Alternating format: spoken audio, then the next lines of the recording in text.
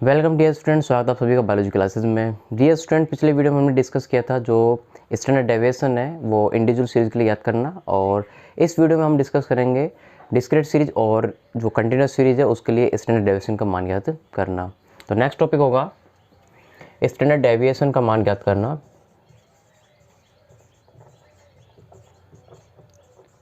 ठीक है, discrete series के लिए।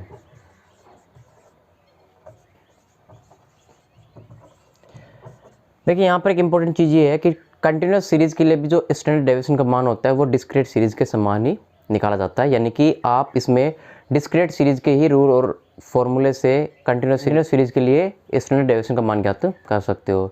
बस इसमें थोड़ा सा चेंजेस ये है कि आपको पहले कंटिन्यूस सीरीज़ को डिस्क्रीट सीरीज़ में चेंज करना होगा, देन उसके बाद में आपकी जो सीरीज़ होगी, आई मीन जो आपका एग्जाम्पल होगा वो डिस्क्रीट सीरीज़ में कन्वर्ट हो जाएगा, और फिर आप डिस्क्रीट सीरीज़ के अकॉर्डिंग जो रूल्स और फॉर्मूले होंगे उस रूल और फॉर्मूले के अकॉर्डिंग स्टैंडर्ड डेविएशन का मान ज्ञात कर सकते हो।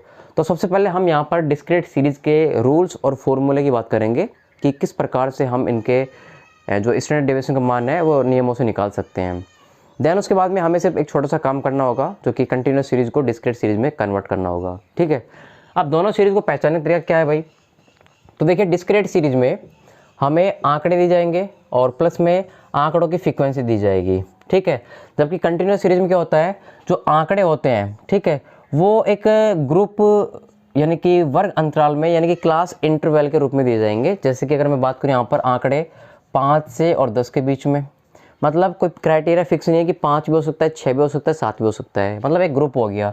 तो इनकी जो फ्रीक्वेंसी होगी, इन आंकड़ों की जो फ्रीक्वेंसी होगी वो हो सकती है 2 हो, 3 हो, तो मतलब 5 से 10 के बीच में जो आंकड़े होंगे, अगर ऐसा आपको आंकड़ा देखने को मिलता है तो वो कंटिन्यूस सीरीज़ का होगा। जबकि डिस्क्रीट सीरीज़ में जो आंकड़े होते हैं वो सिंपल दिए जाते हैं, जैसे कि मान लो 10, 12, 14, 16, इनकी फ्रीक्वेंसी इसके सामने दी जाएगी। जैसे कि 10 जो नंबर है वो 3 बार रिपीट होता है, 12 जो नंबर है वो 2 बार रिपीट होता है, 14 जो नंबर है वो 5 बार रिपीट होता है, और 16 नंबर जो है वो 1 बार रिपीट होता है। तो ये जो रिपीटेशन है ये इनकी फ्रीक्वेंसी कहलाती है, और जो यहाँ पे संख्या दी गई है, जो आंकड़े दिए गए हैं, वो इनके एक्स की वैल्यू कहलाती है।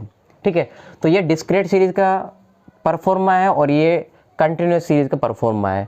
अगर हम इसको और आगे बढ़ाएं तो 10 से 15, 15 से 20, यानी कि आंकड़े आपको क्लास इंटरवल के रूप में दिए जाएंगे। अब क्लास इंटरवल में 2 आंकड़े होते हैं, एक आंकड़ा होता है पहले वाला, इसे बोलते हैं लोअर लिमिट, और इसको बोलते हैं हायर लिमिट। ठीक है, और जब हम इनको कन्वर्ट करेंगे डिस्क्रीट सीरीज़ में, यानी कि इस सीरीज़ को हम कन्वर्ट करेंगे डिस्क्रीट सीरीज़ में, तो हमें इन आंकड़ों के बीच की वैल्यू, मिड वैल्यू लेनी पड़ेगी। ठीक है, जिनको हम मिड वैल्यू एक्स के नाम से रिप्रेजेंट करेंगे, अर्थात लोअर लिमिट को और हायर लिमिट को जोड़ेंगे और 2 का भाग दे देंगे। जो वैल्यू आएगी वो उस आंकड़े की क्या आएगी, मैन मिड वैल्यू हो जाएगी। जैसे कि अगर हम इसमें कन्वर्ट करें इसको इस सीरीज़ के लिए, तो ये आंकड़ा जो होगा वो हो जाएगा भाई 5 + 10 बटे में 2, 15 बटे में 2, तो 7.5 जो वैल्यू होगी 7.5, वो यहाँ पर x की वैल्यू हो जाएगी। अगली 10 + में 15, 2 का भाग दे देंगे तो 25 बटे में 2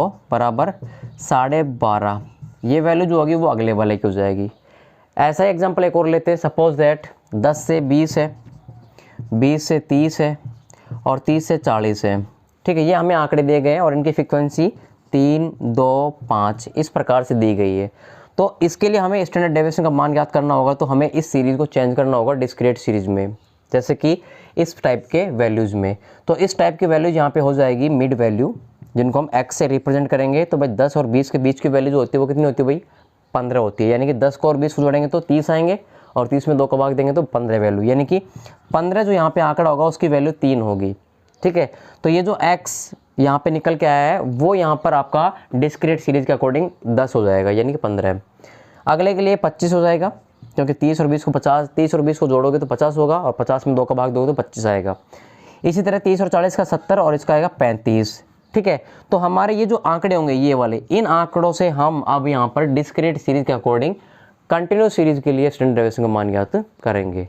तो पहले हम देखते हैं कि भाई डिस्क्रीट सीरीज़ को हम कैसे ज्ञात करते हैं, इसके रूल क्या हैं। फिर उसके बाद में हम इस सीरीज़ को तो चेंज कर ही लेंगे और इसी के फॉर्मूले लगा करके आंसर निकाल देंगे।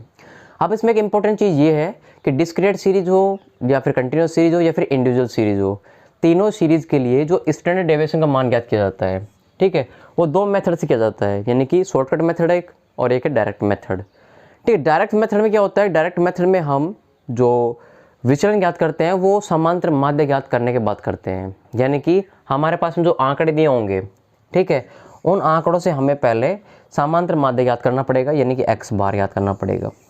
ठीक है, और उसमें से फिर हमें आंकड़ों को निकालना होगा, यानी कि आंकड़ों में से हमें x बार को निकालना होगा और हमें फिर विचलन ज्ञात करना होगा। ये है डायरेक्ट मेथड। और शॉर्टकट मेथड में क्या होता है, जो समांतर माध्य होता है इसको हम यहाँ से हटा देते हैं और इसके जगह पे हमें एक खुद से कल्पना किया हुआ मान मानना पड़ता है, जिसे हम कल्पित माध्य कहते हैं, यानी कि एज्यूम मीन। तो अगले यानी कि जो शॉर्टकट मेथड होगा ना, उसमें हमें आंकड़ों में से एज्यूम मीन माइनस करना होगा, जिसके कारण हमारा विचलन निकल के आएगा और इस प्रकार के विचलन को हम dx से रिप्रेजेंट करेंगे। तो ये इनमें बेसिक अंतर होता है शॉर्टकट मेथड में और डायरेक्ट मेथड में। तो हम यहाँ पर दोनों मेथड को देखने वाले हैं। डिस्क्रीट सीरीज़ के लिए कौन कौन से रूल्स हैं और इसका फॉर्मूला क्या है वो यहाँ पे डिस्कस करते हैं। सबसे पहले हम फॉर्मूले को डिस्कस करते हैं। स्टैंडर्ड डेविएशन बराबर, यहाँ पर देखिए डायरेक्ट मेथड के लिए सबसे पहले हम डिस्कस करते हैं कि डायरेक्ट मेथड में कौन सा फॉर्मूला होगा। तो स्टैंडर्ड डेविएशन जो होगा ना वो डायरेक्ट मेथड के लिए यहाँ पे लिखा जा रहा है। ठीक है, तो स्टैंडर्ड डेविएशन को हम सिग्मा से रिप्रेजेंट करते हैं। तो यहाँ पर हम लिख देंगे सिग्मा बराबर under root summation f d का स्क्वायर अपॉन एन। ठीक है, इस फॉर्मूले से हम स्टैंडर्ड डेविएशन का मान ज्ञात कर सकते हैं। नेक्स्ट, अगर हम बात करें यहाँ पर शॉर्टकट मेथड से, तो शॉर्टकट मेथड जो फॉर्मूला होगा एस डी यानी कि स्टैंडर्ड डेविएशन यानी कि सिग्मा बराबर, तो वो होगा under root summation f d x का स्क्वायर अपॉन एन। इसमें से हम माइनस कर देंगे, जो वैल्यू होगी summation f d x upon n का टोटल का स्क्वायर। ठीक है, और इसको हम लास्ट में अंडर रूट निकाल लेंगे। तो दोनों फॉर्मूले यहाँ पे आ गए हैं स्टैंडर्ड डेविएशन ज्ञात करने के लिए, डिस्क्रीट सीरीज के लिए, और यही दोनों फॉर्मूले कंटिन्यूअस सीरीज के लिए भी होंगे। कंटिन्यूअस सीरीज के लिए डायरेक्ट मेथड के लिए भी यही फॉर्मूला रहेगा और शॉर्टकट मेथड के लिए यही फॉर्मूला रहेगा। अब यहाँ पे रूल की बात कर लेते हैं कि रूल कौन कौन से होंगे भाई। तो एक तरफ हम बात करते हैं जो डायरेक्ट मेथड है उसके रूल के बारे में। तो डायरेक्ट के जो रूल होंगे वो कौन कौन से होंगे, तो भाई देखिए सबसे पहले नंबर 1, सबसे पहले हमें जो आंकड़े दिए गए होंगे उन आंकड़ों से हमें समांतर माध्य ज्ञात करना पड़ेगा, क्योंकि डायरेक्ट मेथड से ज्ञात करने के लिए हमें समांतर माध्य का इस्तेमाल करना होगा। समांतर माध्य को हम यहाँ पर x बार से रिप्रेजेंट करते हैं, यानी कि अरिथमेटिक मीन, और इसको निकालने का जो फॉर्मूला है वो हमने पिछली वीडियो में डिस्कस कर लिया है, सिंपल सा फॉर्मूला है इसका। तो पहला रूल क्या है, सबसे पहले जो हमारे पास में आंकड़े होंगे उन आंकड़ों से हमें समांतर माध्य ज्ञात करना होगा, यानी कि x बार का मान ज्ञात करना होगा। ठीक है, x बार का मान जो ज्ञात करते हैं वो x बार बराबर फॉर्मूला है, जो आंकड़े दिए गए हमें उन टोटल आंकड़ों का समेशन कर देंगे, और वो जो आंकड़े होंगे अगर डिस्क्रीट सीरीज है तो उन आंकड़ों को हमें फ्रीक्वेंसी से मल्टीप्लाई कर देना होगा और फिर उनका योग करना होगा। तो यहाँ पर हो जाएगा भाई समेशन, फ्रीक्वेंसी को मल्टीप्लाई किया x से यानी कि आंकड़ों से, और उसमें भाग दे दिया कितने का भाई, जो हमारे पास में आंकड़े हैं उनके टोटल योग का। तो भाई जितने आंकड़े होंगे ना उसको हम यहाँ पे भाग दे देंगे, जिनको हम कैपिटल N से या फिर यानी कि ये ओब्लिक है n लगा दो, या फिर आप समेशन f लगा दो, यानी कि टोटल जो फ्रीक्वेंसी है उससे हम डिवाइड कर देंगे। तो ऐसे हम यहाँ पर x बार का मान ज्ञात कर सकते हैं। दूसरा नियम है, जब हमारे पास में x मान का मान आ जाएगा तो फिर हम आंकड़ों में से जो आंकड़े होंगे उनमें से हम समांतर माध्य को निकाल देंगे, जिससे कि हमारा d का मान आ जाएगा। ठीक है, यानी कि विचलन ज्ञात करना। अगला पॉइंट क्या होगा, विचलन ज्ञात करना, और विचलन ज्ञात करते हैं आंकड़ों में से समांतर माध्य जो आया है उसको लेस कर देंगे, तो प्रत्येक पद का विचलन ज्ञात हो जाएगा। तीसरा रूल है, जो हमारे पास में विचलन का मान आया है यानी कि d का मान आया है, इसको हम यहाँ पर स्क्वायर ज्ञात कर लेंगे, यानी कि d को d से ही मल्टीप्लाई कर लेंगे और उसको स्क्वायर ज्ञात कर लेंगे। नेक्स्ट जो अगला जो रूल है उसमें हम d स्क्वायर को मल्टीप्लाई कर देंगे जो फ्रीक्वेंसी है उससे। तो नेक्स्ट हो जाएगा भाई d स्क्वायर को मल्टीप्लाई कर दिया किससे, f से, तो क्या हो जाएगा एफ डी का स्क्वायर, ये ज्ञात कर लेंगे। अगला जो रूल होगा उसमें हम जो टोटल एफ डी स्क्वायर है ना इसका समेशन कर देंगे, यानी कि सम ऑफ एफ डी का स्क्वायर, तो ये हो जाएगा हमारा समेशन एफ डी का स्क्वायर। ठीक है, इस प्रकार हमारे पास में जो ये फॉर्मूला दिया गया डायरेक्ट मेथड के लिए, इसका जो ये मान है ऊपर वाला समेशन एफ डी का स्क्वायर, ये हम इस रूल से ज्ञात कर लेंगे। और जो नीचे n है वो हमारा समेशन f है, यानी कि जितनी भी फ्रीक्वेंसी दी गई है उसका योग कर लेंगे। राइट, अब जो हमारे पास में एग्जाम्पल होगा उस एग्जाम्पल से हम सारणी बना करके, जो बारंबार सारणी होती है वो सारणी बना करके हम समेसन एफ डी स्क्वायर का मान कैलकुलेट कर लेते हैं। इसके लिए कौन कौन से पॉइंट की आवश्यकता पड़ेगी तो देख लो। सबसे पहले सारणी में हमें आंकड़ों का एक कॉलम क्रिएट करना होगा। देन उसके बाद में फ्रीक्वेंसी जो दी गई होगी उसका कॉलम क्रिएट करना पड़ेगा। उसके बाद में समांतर माध्य याद करने के लिए फ्रीक्वेंसी को एफ से मल्टीप्लाई यानी कि एफ एक्स का कॉलम बनेगा। देन उसके बाद में जो एफ एक्स आएगा इससे हम यहाँ पर समांतर माध्य याद कर लेंगे और एक्स में से एक्स बार को घटा देंगे तो डी का मान आ जाएगा। ठीक है, नेक्स्ट डी का स्क्वायर याद कर लेंगे और अगले कॉलम में डी स्क्वायर को हम मल्टीप्लाई कर देंगे एफ से। ठीक है, तो एफ डी का स्क्वायर और इसी के जो नीचे आएगा वो टोटल आ जाएगा समेसन यानी कि समेसन एफ डी का स्क्वायर। तो टोटल जो सारणी बनेगी वो इस प्रकार से बनेगी भाई, एक कॉलम एक आंकड़ों का, एक फ्रीक्वेंसी का, एक फ्रीक्वेंसी को मल्टीप्लाई किया आंकड़ों से और फिर समांतर माध्य ज्ञात हो जाएगा और फिर प्रत्येक आंकड़ों का जो विचलन है वो ज्ञात कर लेंगे और फिर विचलन का वर्ग कर लेंगे और उसके बाद में विचलन के वर्ग को मल्टीप्लाई कर लेंगे फ्रीक्वेंसी के साथ में और फिर टोटल उसका समेशन कर लेंगे। जो यहाँ पे वैल्यू आएगी उस वैल्यू को हम इस फॉर्मूले में रखेंगे और n का भाग दे देंगे और उसका अंडर रूट निकाल लेंगे। ये आपका जो स्टैंडर्ड डेविएशन है वो ज्ञात हो जाएगा। ठीक है, अभी बात करते हैं दूसरे रूल की, यानी कि ये तो था डायरेक्ट मेथड के लिए रूल।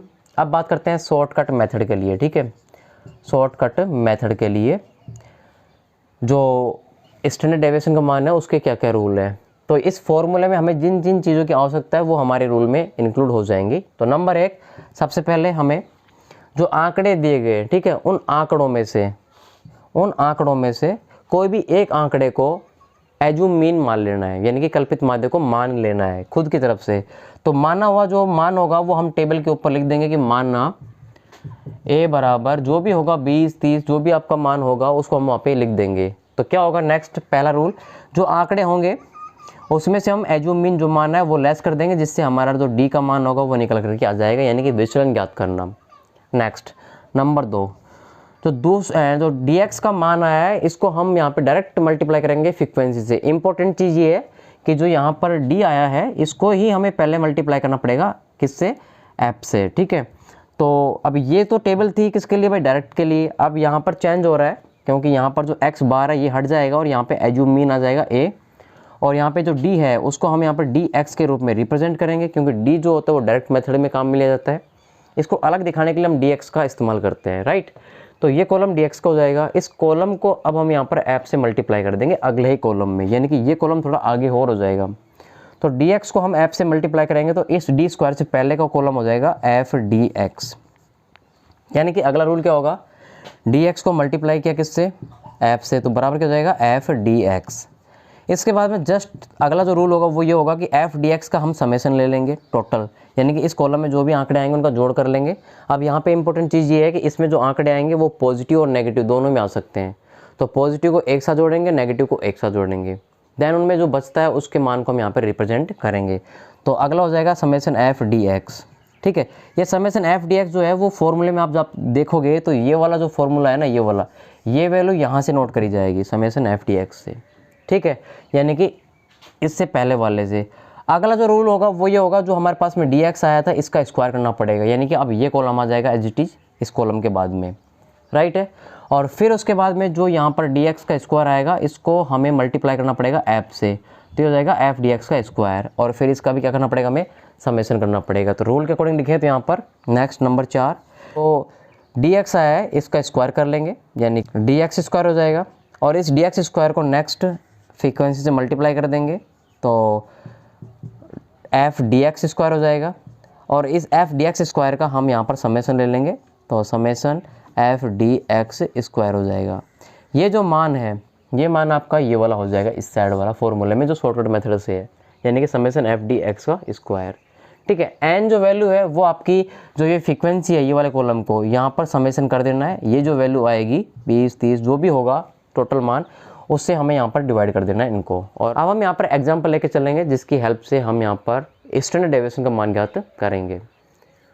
देखिए दोनों ही सीरीज़ के लिए हम एक एग्जांपल लेके चलते हैं और इसी एग्जांपल से हम दोनों सीरीज़ के स्टैंडर्ड डेविएशन का मान ज्ञात करेंगे। ठीक है, तो हमारे पास में जो एग्जांपल दिया गया है वो इस प्रकार से दिया गया है कि भाई निम्न आंकड़ों से हमें स्टैंडर्ड डेविएशन का मान ज्ञात करना है।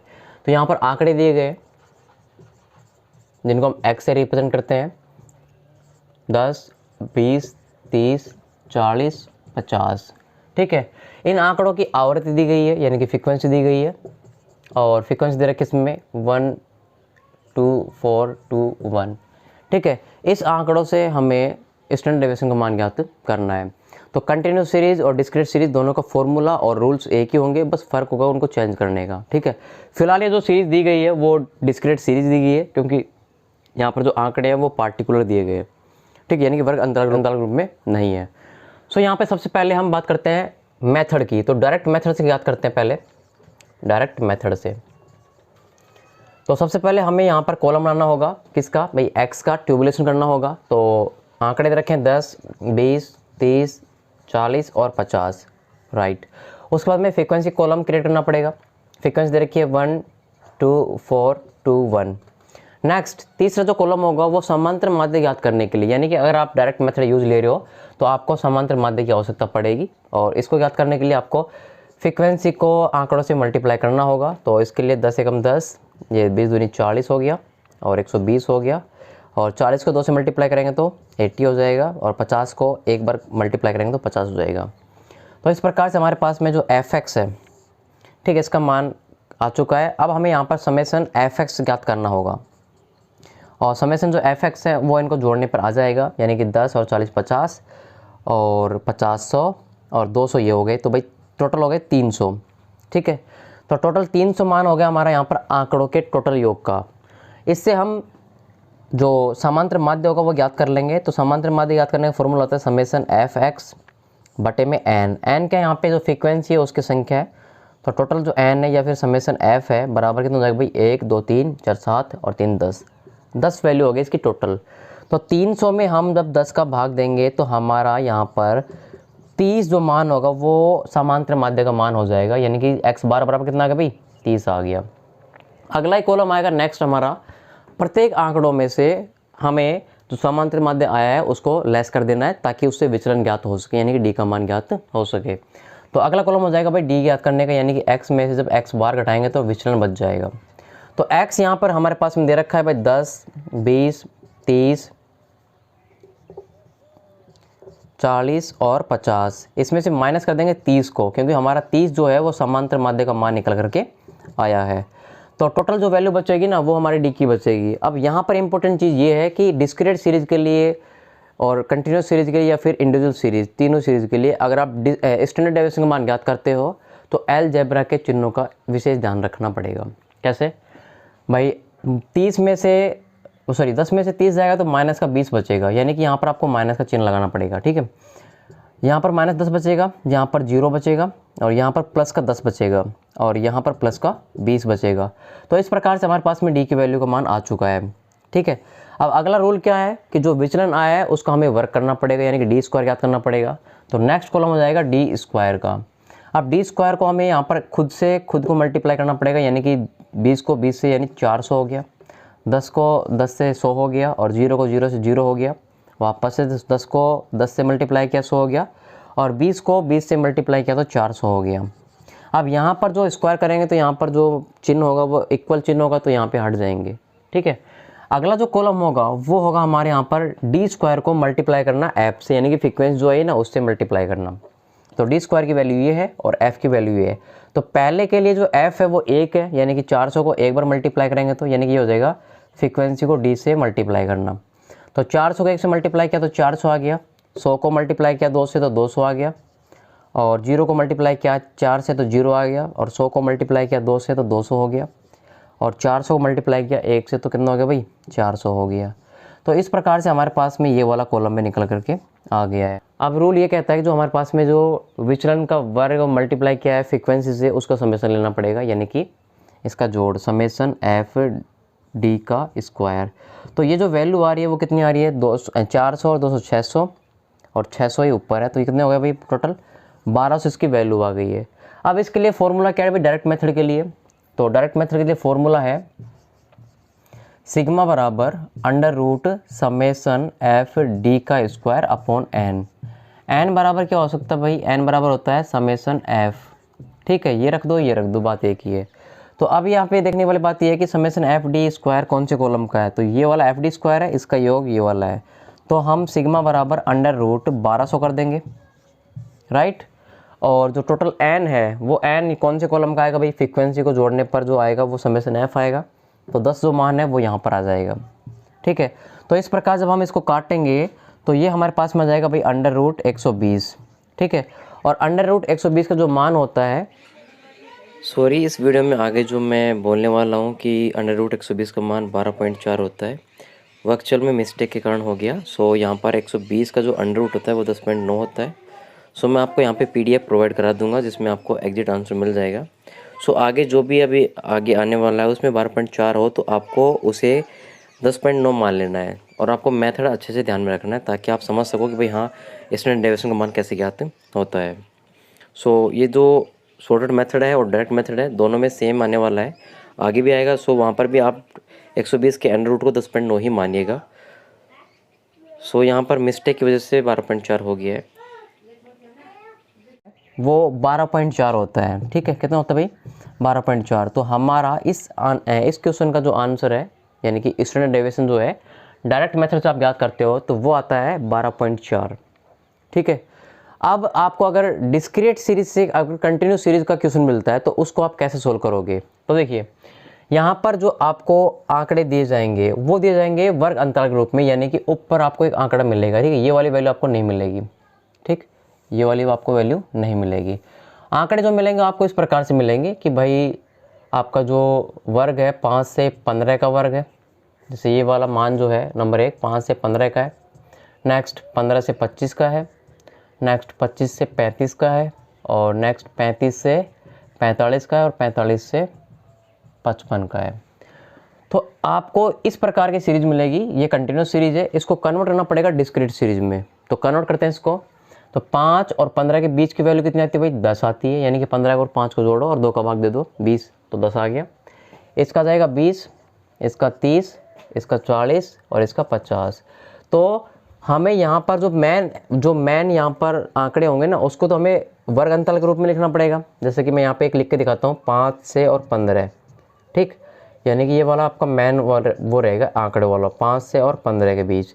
तो इसका जो मिड वैल्यू आएगी ये वाली, यानी कि ये एक्स होगा, जो मिड वैल्यू होगा एक्स, और फिर आपको सेम एज इट इज कर देना है, यानी कि ये वैल्यू आने के बाद में आप इसको सेम डिस्क्रीट सीरीज में कन्वर्ट होने के बाद में आराम से कर सकते हो, ठीक है। आंसर आपके कितने आएंगे 12.4 ही आएंगे। अदर कोई क्वेश्चन आता है तो उसको आपको कन्वर्ट करना पड़ेगा ऐसे, ठीक है, जो उनके बीच की वैल्यू आएगी वो रखनी पड़ेगी और फिर उनको आपको निकालना पड़ेगा। तो कंटिन्यूस सीरीज के लिए डायरेक्ट मेथड और डिस्क्रीट सीरीज के लिए डायरेक्ट मेथड बहुत ईजी है, आराम से कर सकते हो। अब बात करते हैं दूसरा मेथड जो कि शॉर्टकट मेथड आता है, ठीक है। शॉर्टकट मेथड से स्टैंडर्ड डेविएशन का मान कैसे याद कर सकते हो इसी क्वेश्चन के लिए, राइट। तो देखिए शॉर्टकट मेथड के लिए क्या होता है भाई, शॉर्टकट मेथड के लिए फॉर्मूला होता है सिग्मा बराबर under root summation f d x का स्क्वायर अपॉन एन, इसमें से माइनस करना होता है summation f d x upon n का पूरे का स्क्वायर, ठीक, और उसका अंडर रूट निकालना होता है।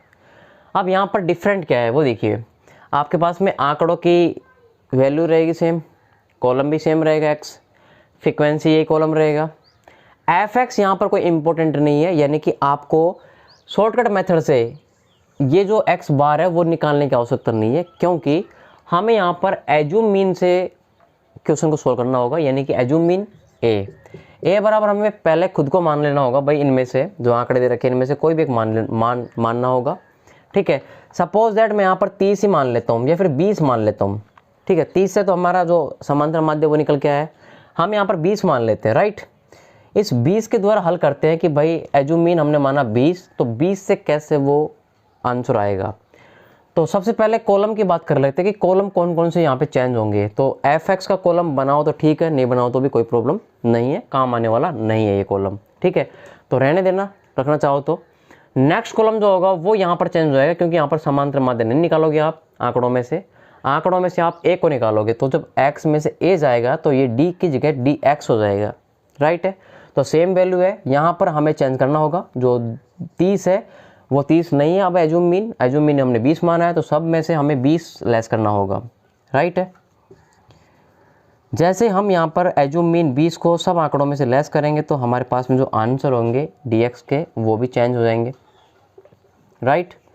अब जो वैल्यू चेंज हुई है उसको हम यहाँ पर नोट कर लेते हैं, जैसे कि इसमें बचेगा माइनस का 10, इसमें बचेगा 0, इसमें बचेगा प्लस का 10, इसमें बचेगा प्लस का 20 और इसमें बचेगा प्लस का 30, इस प्रकार से, राइट।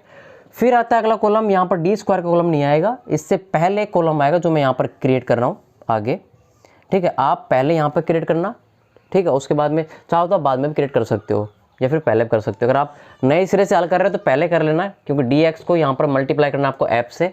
तो ये वाला कॉलम जो है इससे पहले वाला मैं यहाँ बना के दिखा रहा हूँ आपको। तो डी एक्स को मल्टीप्लाई कर रहे हैं ऐप से, तो -10 को 1 से मल्टीप्लाई करेंगे तो भाई माइनस का 10 आएगा, और ये हो जाएगा हमारा एफ डी एक्स वाला कॉलम, राइट। नेक्स्ट है डी एक्स को 0 से 2 को मल्टीप्लाई करेंगे तो 0 आ जाएगा। नेक्स्ट है +10 को 4 से मल्टीप्लाई करेंगे तो कितना आएगा भाई 40 आ जाएगा प्लस का, राइट।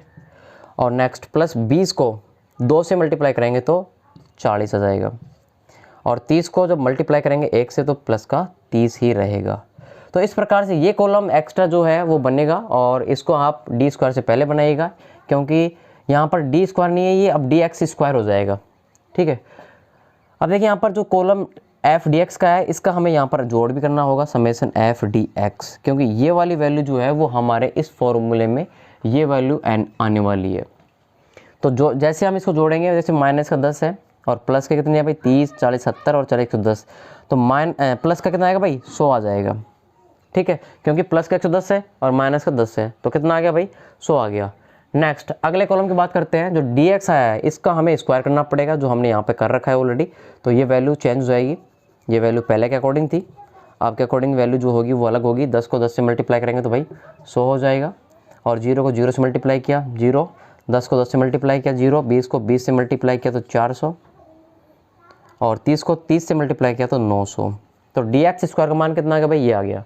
नेक्स्ट अब यहाँ पर जो डी एक्स स्क्वायर है इसको मल्टीप्लाई करना पड़ेगा एफ से, तो ये वैल्यू जाएगी हमारी क्या, एफ को डी एक्स स्क्वायर से मल्टीप्लाई कर दिया, तो 100 को 1 से मल्टीप्लाई किया तो भाई 100 आएगा, और 0 को 2 से मल्टीप्लाई करेंगे 0 आएगा। नेक्स्ट 100 को 4 से मल्टीप्लाई करेंगे तो 400 आ जाएगा, और नेक्स्ट 400 को 2 से मल्टीप्लाई करेंगे तो 800 आएगा, और 900 को 1 से मल्टीप्लाई करेंगे तो 900 आएगा। तो अब यहाँ पर जो एफ डी एक्स स्क्वायर है इसका समेसन भी चेंज होएगा, तो समेसन चेक करते हैं कितना आ रहा है भाई इसमें। तो ये वैल्यू हो जाएगी समेसन एफ डी स्क्वायर से पहले ये टी एक्स स्क्वायर हो जाएगा, क्योंकि यहाँ पर डी के साथ में कौन लगा हुआ है, एक्स लगा हुआ है। तो नेक्स्ट 900 और 800 1700, और 400 2100 और एक 2200, तो ये वैल्यू हो गई 2200। ये वाली वैल्यू जो है वो फॉर्मूले में ये वाली वैल्यू रहेगी, summation f d x square, देख सकते हो आप बराबर इक्वल है। सो अब हमारे पास में ये वैल्यू आ गई है टेबल में, और ये वैल्यू आ गई टेबल में, और ये वैल्यू हमारी ऑलरेडी पहले थी, जो f है उसका योग 10। तो अब हम यहाँ पर शॉर्टकट मेथड से स्टैंडर्ड डेविएशन का मान ज्ञात करते हैं इस फॉर्मूले में सभी मानों को रख करके। तो सिग्मा बराबर समेसन एफ डी एक्स, यानी कि अंडर रूट पहले रहेगा, इसके बाद में कोष्टक, और समेसन एफ डी एक्स का स्क्वायर जो है वो ये वाला मान है 2200, हमें यहाँ पर 2200 लिखना होगा बटे में 10, और इसमें से माइनस करना होगा इस वैल्यू को, समेसन एफ डी एक्स की वैल्यू को, यानी कि अगले वाले कॉलम की। तो समेसन एफ डी एक्स जो है वो यहाँ पर आया हुआ है 100, और बटे में जो n का जो मान है वो 10 है, और इसका स्क्वायर। नेक्स्ट बात करें तो सिग्मा बराबर अंडर रूट, ये वैल्यू हो गई 220, और माइनस जब हम 10 को 100 से काटेंगे तो यहाँ पर ऊपर बचेगा 10, 10 का स्क्वायर कितना हो जाएगा भाई 100 हो जाएगा। तो इसमें जब हम 100 माइनस कर देंगे तो सिग्मा का मान जो होगा वो होगा अंडर रूट 120, यानी कि अंडर रूट 120 डायरेक्ट मेथड से ज्ञात करने पर भी आया था, और शॉर्टकट ज्ञात करने से भी यही मान आ रहा है, मतलब सिग्मा बराबर 120 अंडर रूट। तो इसका मान जो होता है वो 12.4 ही होता है। अर्थात आप किसी भी ट्रिक से करो, डायरेक्ट मेथड से करो या फिर शॉर्टकट मेथड से करो, आपका जो मान होगा स्टैंडर्ड डेविएशन का, यानी कि मानक विचलन का, वो सेम आने वाला है। पॉइंट में थोड़ा बहुत ऊपर नीचे हो सकता है, बाकी आपका एज इट इज मान आने वाला है।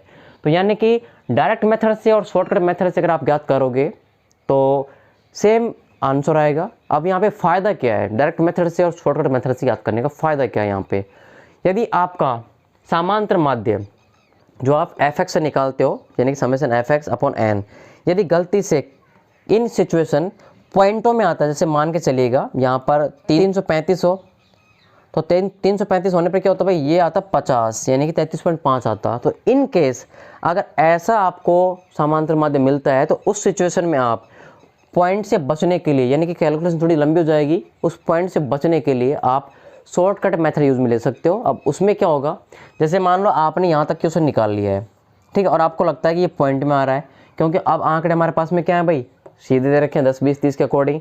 इसमें से हम माइनस करेंगे तो थोड़ा सा कॉम्प्लेक्स होता है, ठीक है, परेशानी आती है। तो उस केस में आप क्या कर सकते हो, उस मेथड को चेंज कर सकते हो और आप शॉर्टकट मेथड से कर सकते हो। अर्थात जो आपने यहाँ पर समांतर माध्य निकाला है उसका यहाँ पर आप पॉइंट हटा दो, बाकी जो मान है 33, ठीक है, इसको आप कल्पित माध्य मान लो, या फिर इन्हीं वैल्यू में से कोई से को कल्पित माध्य मान लो पहले, ठीक है, या फिर इसको मान सकते हो आप, जो पॉइंट हटा करके भी मान सकते हो आप इसमें। उससे फ़ायदा क्या होता है कि जो आपकी कैलकुलेशन है वो हार्ड होने से बच जाती है और आप शॉर्टकट मेथड से आंसर को कर सकते हो। लेकिन याद रहे, पेपर में जिस मेथड से पूछा है उसी मेथड से करना पड़ेगा, चाहे वो पॉइंट में आए चाहे फिर वो सिंपल तरीके से आए, ठीक है।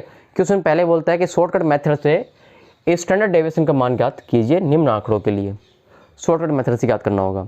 यदि वो आपसे पूछता है कि भाई केवल स्टैंडर्ड डेविएशन का मान ज्ञात कीजिए, आप विधि कोई सी भी लगाइए, तो आप उसमें आप देख सकते हो कैलकुलेशन के अकॉर्डिंग किसमें आपको शॉर्ट लगता है, उस हिसाब से आंसर आपके दोनों में क्या आने वाले हैं, सेम आने वाले हैं। अब यही क्वेश्चन अगर हम इसमें देखें कंटिन्यूस सीरीज में, तो भाई इसको चेंज करना है इसमें, बाकी यही शॉर्टकट मेथड के लिए टेबल बनने वाली है और यही फॉर्मूले से आपका आंसर आने वाला है। तो स्टैंडर्ड डेविएशन हमने इंडिविजुअल सीरीज के लिए पढ़ लिया, डिस्क्रीट सीरीज के लिए पढ़ लिया, और तीसरा है कंटिन्यूस सीरीज के लिए। तीनों सीरीज के लिए हमने स्टैंडर्ड डेविएशन का मान पढ़ लिया है। एक टॉपिक आता है इसमें छोटा सा, क्या कि स्टैंडर्ड एरर क्या होता है।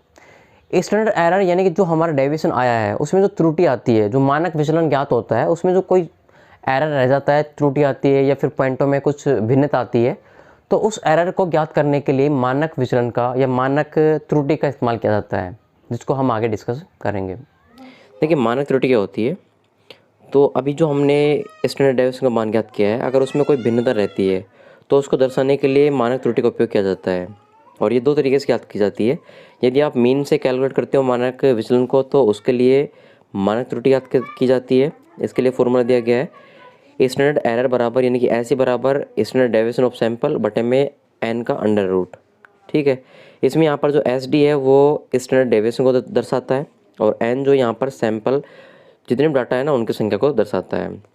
दूसरा आता है मेथड इसमें या फॉर्मूला, वो आता है स्टैंडर्ड एरर के लिए या फिर स्टैंडर्ड डेविएशन के लिए मानक त्रुटि।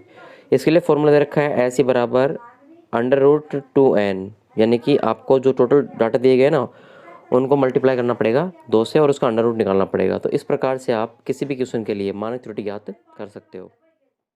इस प्रकार से हमने बायोस्टैटिक्स में कंप्लीट टॉपिक्स यहाँ पर डिस्कस कर लिए। हमारा जो सेक्शन सी है बायोस्टैटिक्स का वो कंप्लीट हो गया है। इसके बाद में हम नेक्स्ट सेकंड बुक को डिस्कस करेंगे, जो कि हमारी एनवायरनमेंट बायोलॉजी की है, यानी कि इकोलॉजी की है, और इसमें हम सेक्शन वाइज टॉपिक को समझने का ट्राई करेंगे और जो मोस्ट इंपॉर्टेंट क्वेश्चन होंगे वो भी साथ में डिस्कस करेंगे।